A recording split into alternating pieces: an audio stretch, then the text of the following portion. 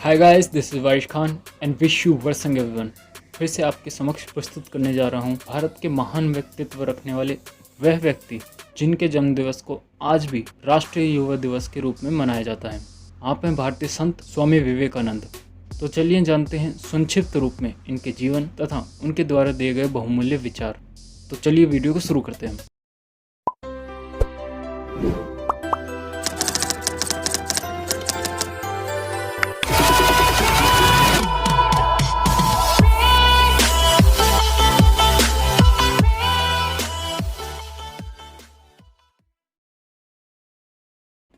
स्वामी विवेकानंद प्रभावशाली आध्यात्मिक गुरु तथा भारतीय संत के रूप में जाने जाते हैं। इनका वास्तविक नाम नरेंद्र नाथ दत्त था तथा इनका जन्म 12 जनवरी 1863 को कोलकाता में हुआ। बचपन में उन्हें वेद, उपनिषद, भगवत गीता, रामायण, महाभारत और वेदांत आदि को अपनी माता से सुनने का बहुत शौक था। उन्हें बचपन से ही संगीत, साहित्य, दर्शन, तैराकी, घुड़सवारी, कुश्ती और योग विद्या में अधिक रुचि थी। जैसे जैसे वो बड़े होते गए, सभी धर्मों और दर्शनों के प्रति उनमें अविश्वास बढ़ता गया। संदेहवादी, उलझन और प्रतिवाद के चलते उन्होंने किसी भी विचारधारा पर विश्वास नहीं किया जब तक कि खुद उसका सच पता नहीं कर लेते थे। विवेकानंद जी अपनी जिज्ञासाओं को शांत करने के लिए पहले ब्रह्मा समाज में गए, फिर कई साधु संतों के पास भटकने के बाद अंत में रामकृष्ण जी के सामने हार गए। रामकृष्ण के रहस्यमय व्यक्तित्व ने उन्हें प्रभावित किया, जिसके कारण उनका जीवन बदला तथा 1881 में उन्होंने रामकृष्ण जी को अपने गुरु के रूप में स्वीकार किया। 1886 में रामकृष्ण जी के निधन के बाद उन्होंने अपने जीवन और कार्यों को नया मोड़ दिया तथा 25 वर्ष की अवस्था में उन्होंने ब्रह्मचर्य अपना लिया। उन्होंने विदेशों में अनेक स्थानों पर यात्राएं की तथा वहां से आने के बाद देश में प्रमुख विचारक के रूप में उन्हें सम्मान व प्रतिष्ठा मिली। 1893 में शिकागो में विश्व धर्म सम्मेलन पार्लियामेंट ऑफ रिलीजन्स में उन्होंने अपने भाषण की शुरुआत पहली बार भाइयों और बहनों कहकर की। विवेकानंद जी पर वेदांत दर्शन, बुद्ध के अष्टांगिक मार्ग और गीता के कर्मवाद का गहरा प्रभाव पड़ा। वेदांत, बौद्ध और गीता के दर्शन को मिलाकर उन्होंने अपना दर्शन नहीं बनाया, बल्कि उनके दर्शन का मूल वेदांत और योग ही रहा। अंत में 39 वर्ष की आयु में 4 जुलाई 1902 को उन्होंने संसार त्याग दिया। तो चलिए सुनते हैं आप उनके बहुमूल्य विचार। उठो, जागो और तब तक मत रुको जब तक तुम्हें तुम्हारा लक्ष्य प्राप्त ना हो। भला हम भगवान को खोजने कहाँ जा सकते हैं अगर उसे अपने दिल में और किसी जीवित जीव में नहीं देख सकते। उठो मेरे शेरों और इस भ्रम को मिटा दो कि तुम निर्बल हो। तुम एक अमर आत्मा हो, स्वच्छंद जीव हो, धन्य हो। तुम तत्व नहीं हो, नहीं तुम शरीर हो। तत्व तुम्हारा सेवक है, तुम तत्व के सेवक नहीं। हम वो हैं जो हमारी सोच ने बनाया है।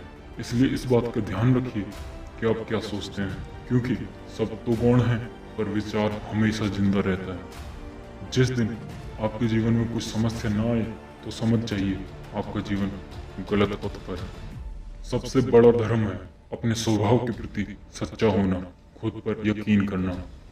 जीवन एक अखाड़ा है जहाँ रोज दंगल होता है, खुद को रोज और मजबूत बनाया जाता है। ब्रह्मांड की सारी शक्तियाँ पहले से ही हमारी हैं।